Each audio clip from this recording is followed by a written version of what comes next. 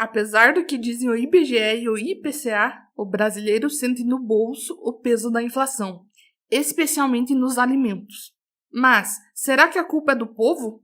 Como diz o presidente, se está caro não compre? Ou tem algo muito errado nessa história?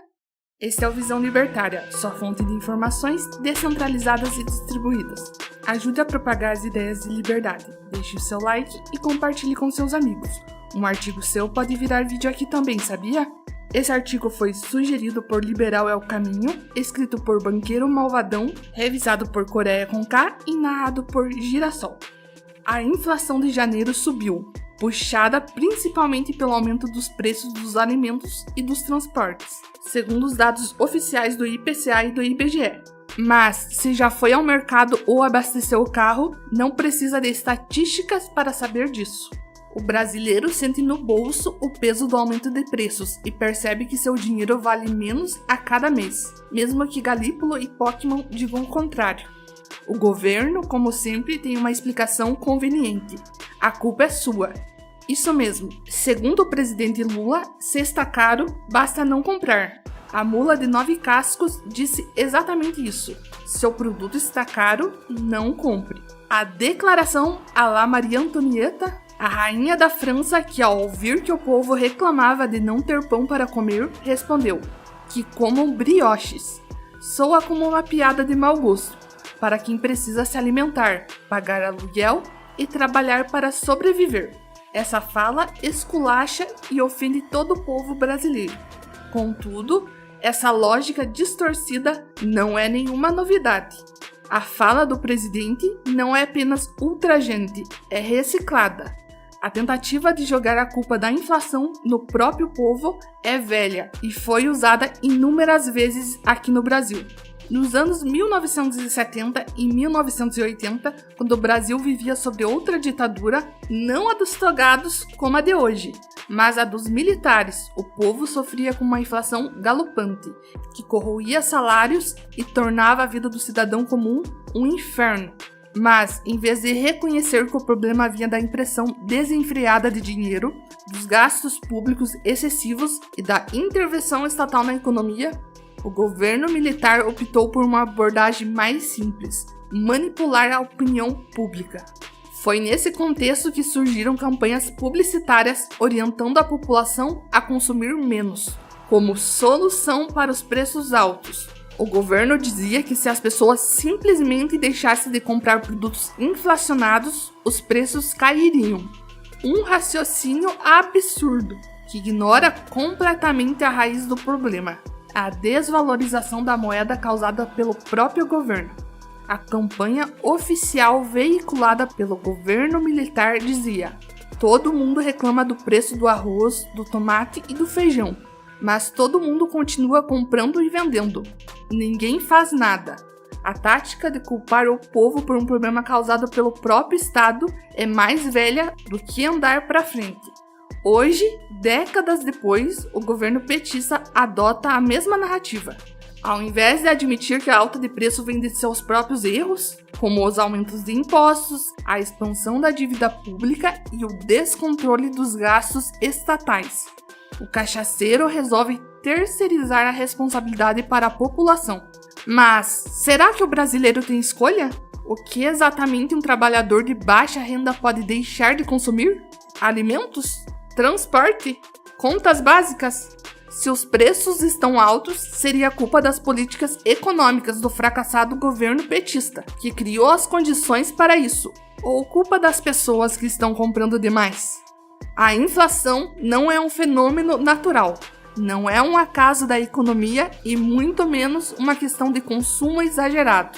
A inflação é uma escolha política. Ela ocorre porque o governo gasta mais do que arrecada e precisa cobrir esse rombo de alguma forma. E as únicas que sempre encontram são imprimindo dinheiro ou aumentando impostos. No caso do Brasil, a causa da inflação é óbvia. Os gastos públicos seguem aumentando sem controle. Em 2023, o governo aumentou despesas, chutou o teto de gastos para o espaço e pressionou o Banco Central a reduzir juros artificialmente.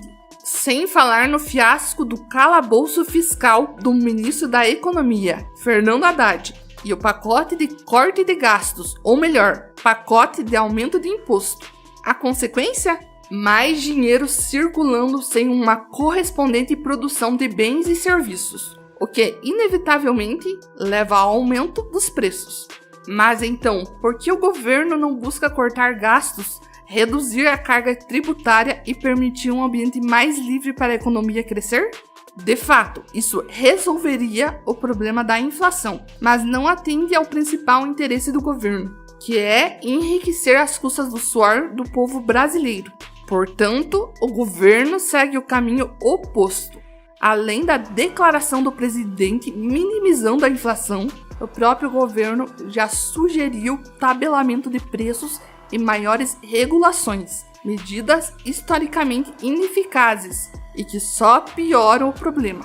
Quem lembra dos fiscais do Sarney? Se viveu essa época, com certeza não deve sentir saudades de ver as prateleiras vazias e seu poder de compra derreter em poucos dias.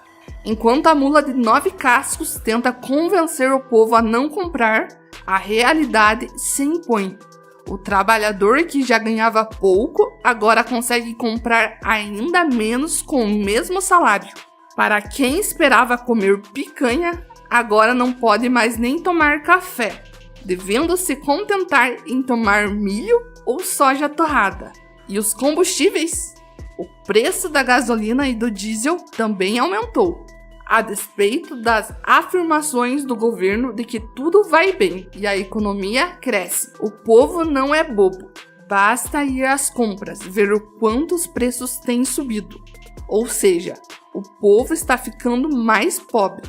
Mas os responsáveis por essa situação continuam vivendo confortavelmente. Ao dizer que o pobre tem que aprender a não comprar, o cachaceiro inverte completamente a lógica econômica.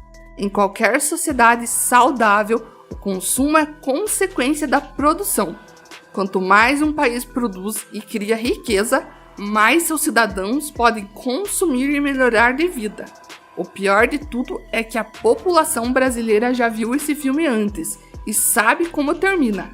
Sempre que o governo tenta resolver problemas econômicos com discursos simplistas e medidas ineficazes, o resultado é mais miséria, mais desemprego e mais dificuldades para quem já sofre. A história ensina, mas os governantes insistem em não aprender. Até quando o brasileiro irá engolir essa velha e manjada falcatrua? A inflação não acontece porque as pessoas estão comprando demais. A inflação acontece porque o governo desvaloriza a moeda e cria um ambiente hostil para quem quer produzir e empreender. Se pelo menos a economia crescesse com novas empresas, novos empregos e principalmente maior produção de riqueza, bens e serviços, pelo menos os preços não aumentariam tanto. Mas nem isso.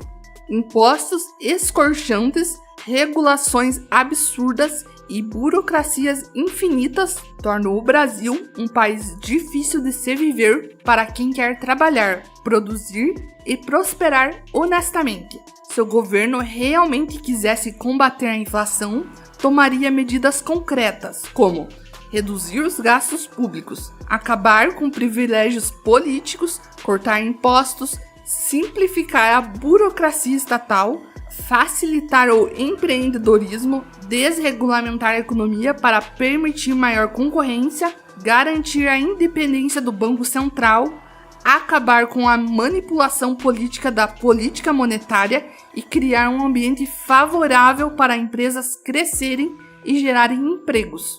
Mas, claro, nada disso interessa aos políticos.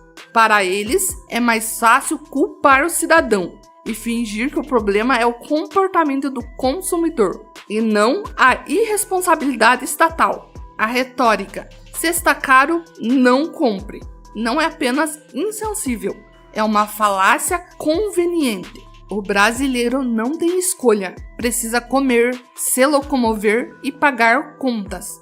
A única maneira de frear a inflação de verdade não é com frases vazias, mas sim reduzindo o tamanho do Estado, cortando gastos públicos e deixando o mercado operar livremente. O governo sabe disso, mas prefere continuar no mesmo caminho. Afinal, enquanto o povo aperta o cinto, os políticos seguem engordando seus privilégios. E assim, o brasileiro comum continua pagando a conta da incompetência e da ganância do Estado. Por isso dizemos àqueles que podem para comprar Bitcoin e pensar em como sair do Brasil. As duas formas de retirar o governo brasileiro do seu dinheiro e da sua vida, respectivamente. Não podemos ficar à mercê de entes estatais para que nossa vida melhore. Devemos encontrar meios para proteger nossa vida, liberdade e propriedade. Afinal, a todo momento o governo quer os retirar de nós. Obrigada pela audiência. Esse é um canal colaborativo. Participe você também. Cadastre-se agora mesmo no nosso site visãolibertaria.com e envie seus artigos por lá. Os colaboradores recebem recompensas em Bitcoin. Inscreva-se no canal e clique no botão da campainha para ser avisado de novos vídeos. Até a próxima!